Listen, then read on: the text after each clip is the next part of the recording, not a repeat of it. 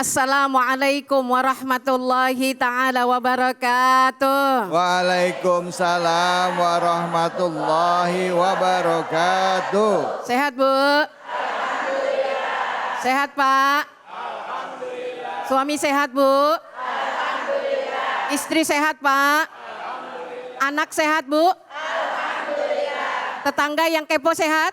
Alhamdulillah. Dompet sehat? Alhamdulillah. Innal hamdalillah salatan wa salaman ala Rasulillah Sayyidina Muhammad ibni Abdillah wa ala alihi wa ashabihi wa mawalah. Ashhadu an la ilaha illallah wahdahu la syarikalah wa ashhadu anna Muhammadan abduhu wa rasuluh la nabiyya ba'dah, amma ba'd. Pemirsa yang dirahmati Allah dan ibu-ibu, bapak-bapak yang hadir di sini, Masya Allah, Subhanallah. Mudah-mudahan ini bagian umat Nabi yang mencintai para anbiya, yang sirahnya akan kita pelajari melalui ayat-ayat Allah pada siang hari ini.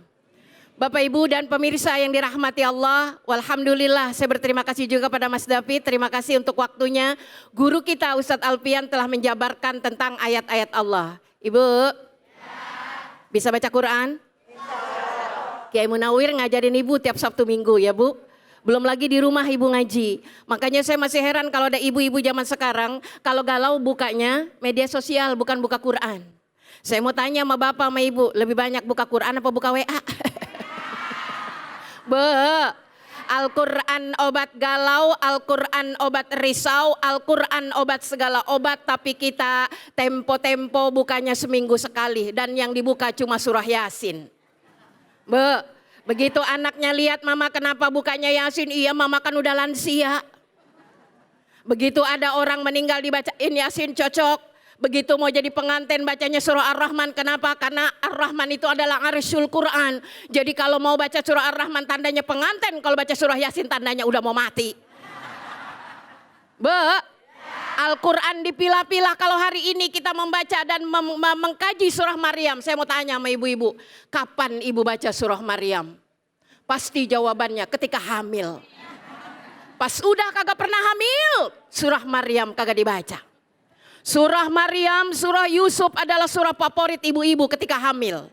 Dengan berharap kalau anaknya laki-laki ganteng kayak Nabi Yusuf, kalau anaknya perempuan seperti Ibu Maryam. Begitu udah kagak pernah hamil, lupa sama Yusuf dan Maryam. Pantes anak yang diharapkan melenceng dari aturan Al-Quran. Kenapa? Karena kita buka Al-Quran tempo-tempo, tidak anytime forever. Hari ini ngaji, tilawah Al-Quran. Al-Quran perlu dikaji. Kenapa? Tidak ada hal yang paling rumit di dunia ini yang mampu dipecahkan oleh seluruh alam dan jagat kecuali ketika kita iqra'ul Quran. Ibu kita diajak membuka surah Maryam. Ada yang namanya Maryam di sini? Tapi Maryam dari Al-Quran adalah Maryam binti Imran. Kalau ada Maryam di sini mungkin bintinya lain. Bu, kisah surah Maryam ini Bu, memang pada intinya adalah mengangkat seorang perempuan, tokoh perempuan Bu, yang ajib luar biasa. Jadi Allah perhatikan perempuan sampai namanya. Nabi yang kasih nama Bu, surah ini Nabi yang kasih nama. Itu asbabun nuzulnya Bu. Jumlahnya 98 ayat, boleh dibaca kalau kita pengen punya anak sekuat perempuan setangguh Ibu Maryam. Tetapi di dalam surah Maryam, sebelum bercerita tentang bagaimana Ibu Maryam, diceritakan tokoh sebelumnya yaitu Nabi Zakaria. Makanya guru kita tadi Ustadz Alfian menyampaikan panggilan indah dari Allah untuk Nabi Zakaria. Beliau kalimatnya idnada rabbahu nidaan khafiyya. Ibu muluk bapak ketinggalan Pak.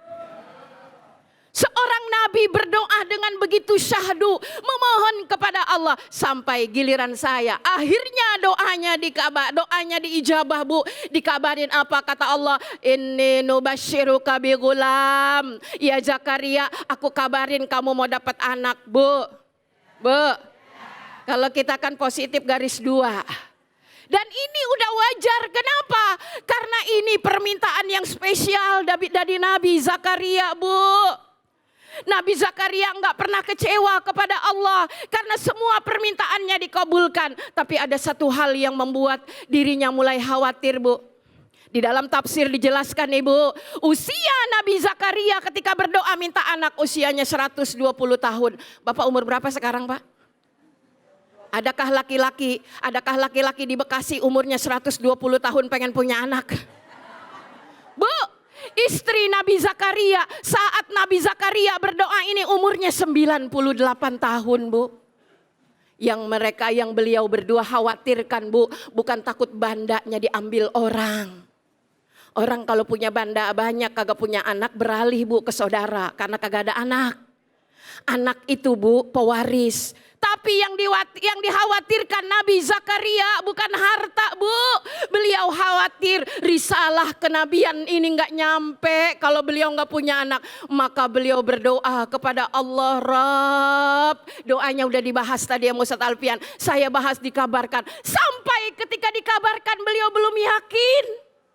Sampai beliau meminta tanda kepada Allah. Kayak kita, Bu, kalau dapat berita gembira, coba ulang. Gimana kabarnya? Apa ceritanya? Itu kebahagiaan, Bu.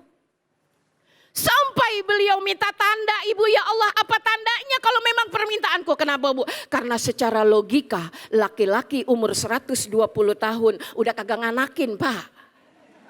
Betul, Pak? Bu, karena perempuan 90 tahun rahimnya udah kering kerontang. Betul, Bu? Jangankan 98 tahun, sekarang aja udah mulai kering. Betul? Ngaku? Iya, rahim kering, bibit juga udah mulai lapuk. Satu hal yang tidak mungkin dalam logika manusia, di luar kebiasaan. Makanya ketika dikabarkan akan diberi, beliau Masya Allah minta tanda. Tandanya apa? Dia nggak bisa ngomong selama mana, Bu, layalin sawiyah. Ya Allah, 3 malam bisu. Bisu bukan berarti nggak bisa bicara tapi sehat. Kebahagiaan membuatnya tak mampu berkata apa-apa.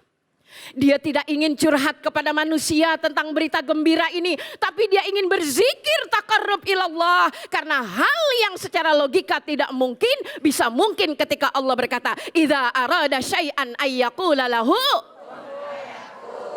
Itu, Bu, gerakan hal yang mustahil menjadi terwujud di dalam realitas kehidupan.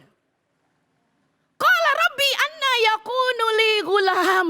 Rabb, mana mungkin aku punya anak. Sedangkan istriku akira, mandul. Masya Allah, perempuan mandul yang punya bibit udah tua. Logikanya kan susah, Bu.